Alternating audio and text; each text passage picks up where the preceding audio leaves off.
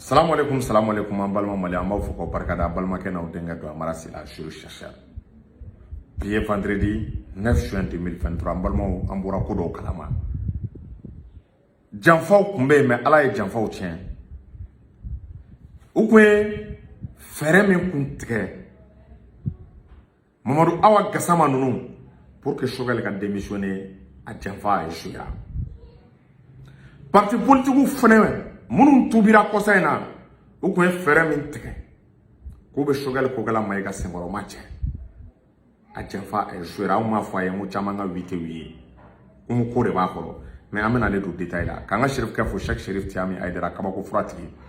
Ala ye Cherif kɛ sɔn kabako fura la fura minnu n'a ka ɲi bana baden ma tension diabète furudimi yɛrɛ ni kɔdimi. Cherif kɛ ka numéro ye 75 64 10 10 o tɛmɛlen k'an ka kutubu n'an ka waliw fo Seku Lasana Kanɛ belebele a bɛ Seku a tɛ taa a tɛ mɔgɔ ci mais ko n'a gɛlɛyara Maliko la wuli bɛ kɛ ka Lasana Kanɛ sɛgɛrɛ ni Ala ni kira sɔnna o ko bi ɲɛnabɔ. O tɛmɛlen kɔ ka Sharafa a ka foli bɛ yan ka Cheikh Sala fo Kanjalo ale de fa ye Seku Dawuda Kanjalo fo yan fo Tuba kura n yɛrɛ taara Tuba ka taa ɲɛda cɛkɔrɔba kan wallahi a ye duwawu k'an ye n balima hadamaden ma farin jigi de ka farin mɔgɔ bɛ Cheikh Sala ka numéro la inbox la m'a di. O tɛmɛlen kɔ k'an ka président ba fo mouvement victoire gloire président ba Seku Tunkara n'i y'a fo n bɛ Guide Lajo fo n bɛ a tɔgɔ Mas fo ka Sako Jalakɔrɔji a n'a ka cɛdenw ka Modi n'a ka cɛdenw fo Gabon est-ce que i y'a faamu ka Samayana Basi fo Fana ka Pensoba kaw fo an ka base bɛ yɔrɔ o yɔrɔ an tɛ se k'a bɛɛ tɔgɔ fɔ vraiment bɛɛ folen don. O de siratigɛ la an bɛna don an ka vidéo kɔnɔ n balimaw ko n'an bɛ taa an bɛ se n'an bɛ taa bɛɛ sugu bɛ dɔn kɛlɛ min kɛra Maliko la joli min bɔnna M5 kɛlɛ la cɛ o cɛ i ko i bɛ joli janfa k'i bɛ sira kura bɔ cɛ o cɛ i ko i bɛ i cu ni mɔgɔ ye n balimaw bilayi joli in t'a tu la ko in kɛra tiɲɛ de kan. O de senfɛ an bɔra janfa dɔw kalama Mamadu Awa Gassama u kun bɛ ka fɛɛrɛ min latigɛ ka premier ministre ka a la démissionner an bɔra a kalama an bɛna an da don a fɛɛrɛ la fɛɛrɛ min b'a bolo pour que premier ministre ka taa an bɛna an da don a la. O tɛmɛlen kɔ parti politique fana faralen ɲɔgɔn kan parti politique minnu tubira u ye bɛnbɛn min ta k'u bɛ premier ministre fana la démissionner a janfa an bɔra kalama a bɛɛ échouera n balimaw a bɛna faamu révélation de bɛ vidéo in kɔnɔ. N'a hakili b'a la an y'a ye k'a fɔ mɔgɔ minnu n'u banna assise nationale ma diɲɛ bɛɛ y'u deli ko tɛ taa assise nationale la mɔgɔ minnu ma i bɛ k'a ka fanga binni digérer n balimaw ani rectification o ma diya mɔgɔ minnu ye Choguel Kokala Mayiga nalen premier ministre la o ma diya mɔgɔ minnu ye n balimaw bi olu de bɛ ka fara ɲɔgɔn kan k'u bɛ coalition kɛ ka PM senkɔrɔ ma cɛ mais a bɛna faamu hakili b'a la Mamadu Awa Gassama yɔrɔ mɔgɔw nana sisan dernière minute la k'u bɛ wi fɛ politicien kura caman tubira k'u bɛ wi fɛ donc objectif kun ye mun de o politicien kura ninnu nalen olu ka objectif tɛ dɔwɛrɛ ye dɛ wi ka kɛ donc référendum bɛ ban dɔrɔn premier ministre i b'a ye k'a fɔ ale bɛ galon k'ale labɔ yen o bɛ premier ministre bɔ yen o ni mɔgɔ wɛrɛw bɛ na min ye parti kɔrɔ ninnu mɔgɔ dɔ ye o premier ministre consensuel dɔ o bɛ na ka na o sigi donc n'o premier ministre sigira a bɛ continuer a bɛ Mali ta k'a feere Faransi ma o plan de tun bɛ mais Ala y'a plan échoué Mamadu Awa Gassama da de teliyara quoi plan mun destinelen don n'a b'a kalama nin ko kun destinelen don ni ye jateminɛw k'a destinelen ni référendum de banna donc i b'a ye k'a fɔ o bɛ commencer ka premier ministre ka démission kuma fɔ mais Mamadu Awa Gassama ale kɔrɔtɔra ale kɔnna k'a fɔ sisan a da tilala la a kɔnna k'a fɔ sisan donc i b'a ye k'a fɔ argument minnu b'a da argument ça ne tient pas a ye argument fɔlɔ fɔ premier ministre kɔrɔla bɔ ni gouvernement ni référendum banna premier ministre ka changer a tilala ka na tuguni argument filanan a bɛ tiɲɛ fɔ nin bɛɛ kɔ ko non ale y'a fɔ de ni référendum banna gouvernement ka kan ka ci e ko Choguel ka kan ka démissionner k'a ka kan ka démissionner hali kuma fɔ cogo i b'a dɔn k'a fɔ ko ŋaniya dɔ bɛ yen mais ala ma ŋaniya ala ma a latigɛ ala ma a se di a ma donc o tɛ dɔwɛrɛ ye i b'a ye k'a fɔ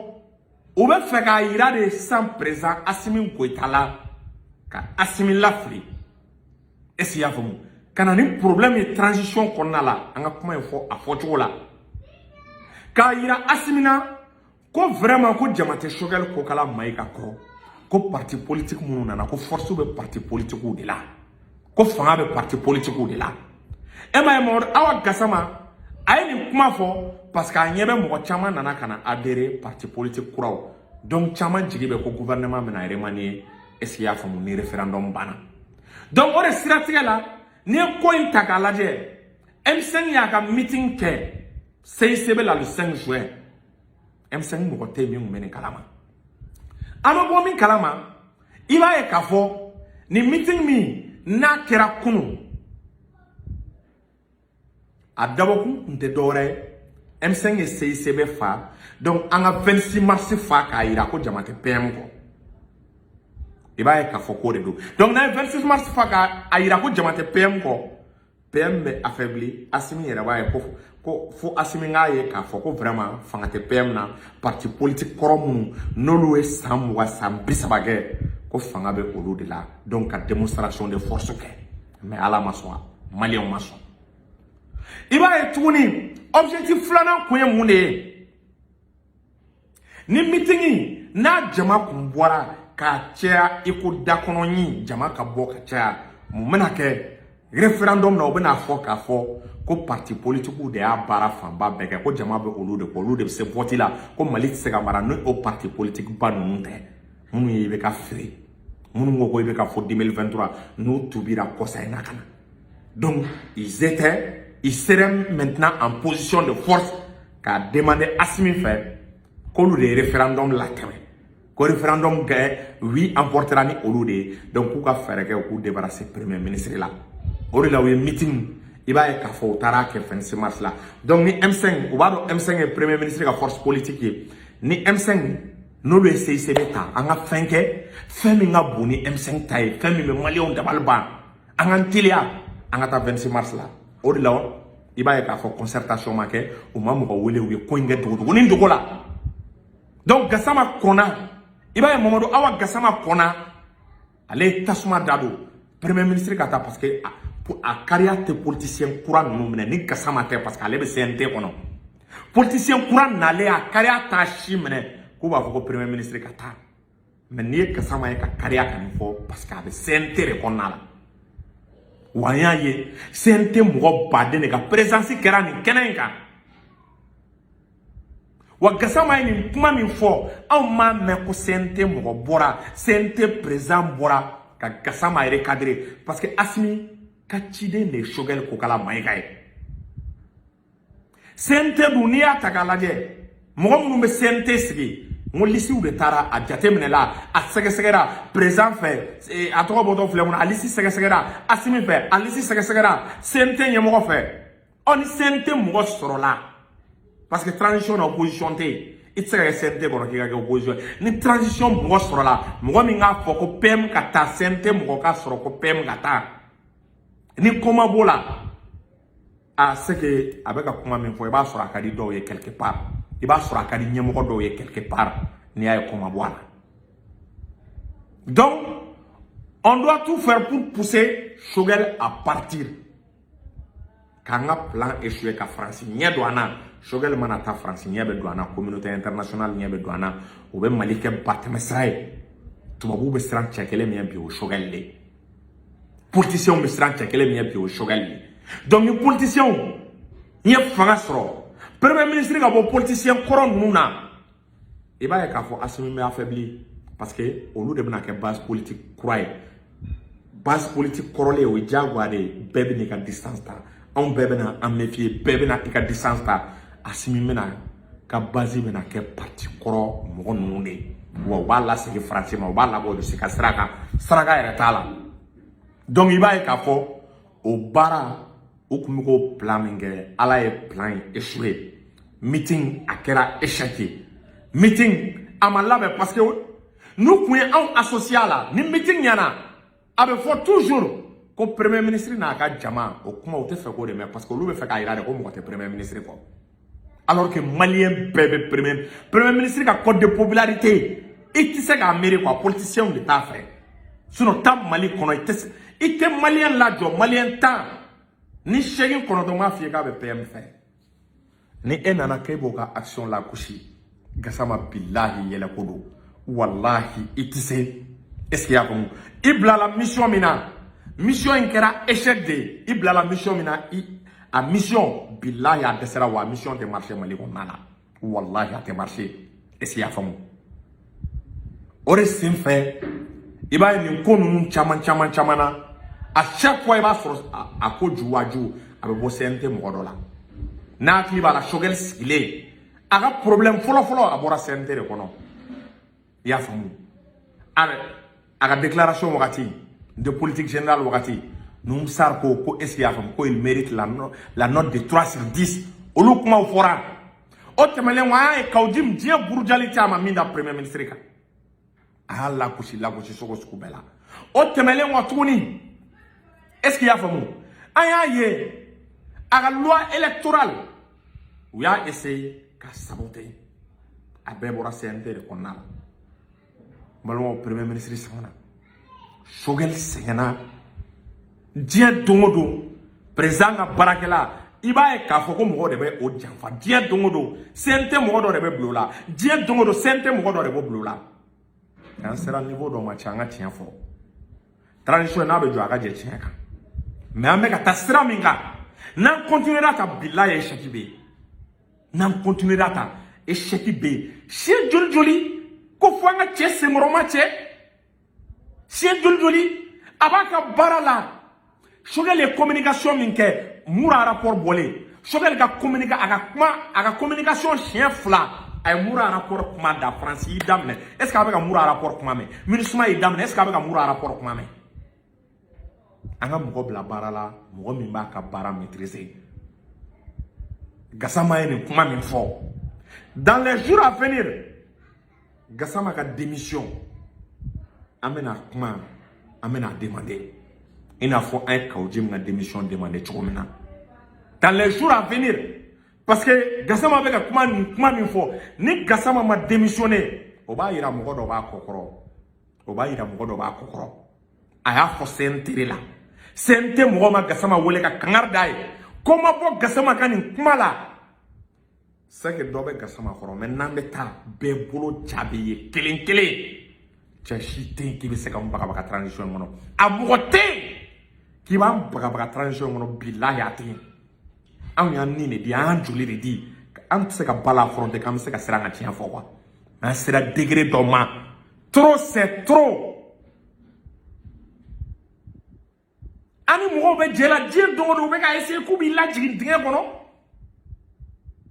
ou te fera M5 donc te fera M5 to me donc be barala die do nga premier ministre Senghor matche on ne va la ko fangolu be fara yo nga ko lu ka fara yo nga do dakele fa ka bo dakele fa politicien une meeting ni organisé un meeting akira échec ou kuma fa ka ira asimina fanga be on ne la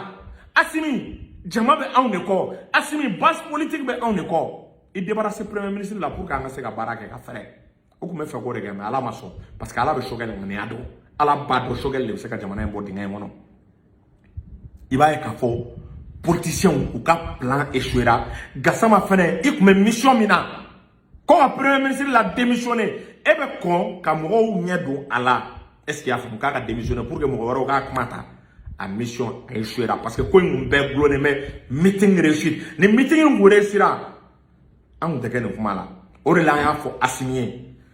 ni mo nunu ani nunu te se ka baraka te se ka ke mo be mo la na duna gouvernement na duna gouvernement ni référendum te mena ni nunu duna gouvernement na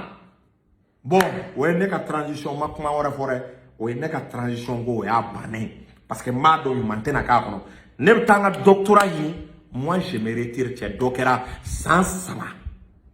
ameka yini ku deme ka tien yula uko kute angrana uko kute barake na ye che otma me munge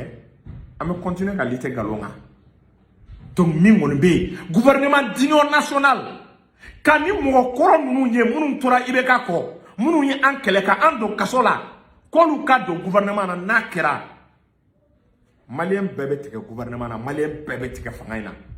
donc u tun bɛ ka plan min préparer o plan cɛ den ko an tɛna sigi k'a lajɛ ko ni parti kɔrɔ mɔgɔw ka don gouvernement na o tɛ se ka a tɛ kɛ tuguni an tɛ jɛn n'a ye an b'a kɛlɛ est ce que y'a faamu wa an b'a kɔn ni parti kɔrɔ mɔgɔ ninnu ani ninnu tɛna collaborer u bɛɛ bolo ŋaniya donnen ja yira wa Assimi meeting min kɛra ni échec kɛra la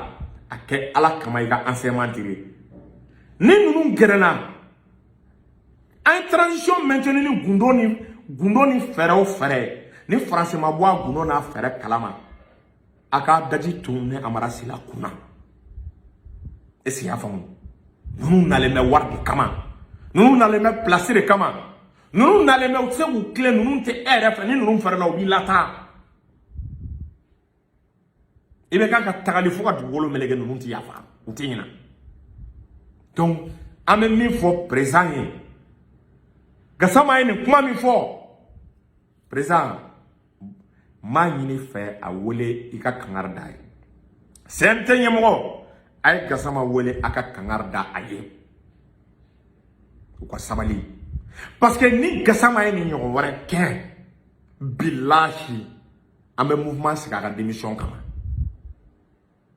parce que an tɛna sigi fanga in ka tiɲɛ fanga in tiɲɛni bɛɛ a yoboyabali a bɛɛ bɛ ka bɔ CNT de la a bɛɛ bɛ ka bɔ CNT de la